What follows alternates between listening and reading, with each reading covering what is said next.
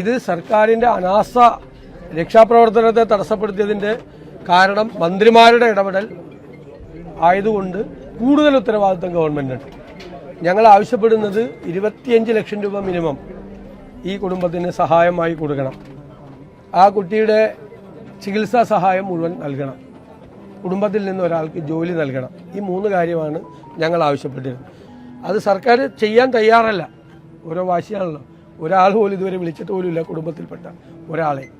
ചെയ്തില്ലെങ്കിൽ ആ ചികിത്സ ഏറ്റെടുത്തുകൊണ്ട് ആ കുടുംബത്തെ ചേർത്ത് നിർത്തുന്ന കാര്യം ഞങ്ങൾ ചെയ്യും. ഒരാളെങ്കിലും ഒരു ഫോണിൽ വിളിച്ചെങ്കിൽ ആ കുടുംബത്തിൽപ്പെട്ട ഒരാളൊന്ന് ആശ്വസിപ്പിക്കണ്ടേ? അതുപോലും ചെയ്തില്ലല്ലോ. അതുപോലും ചെയ്തില്ല.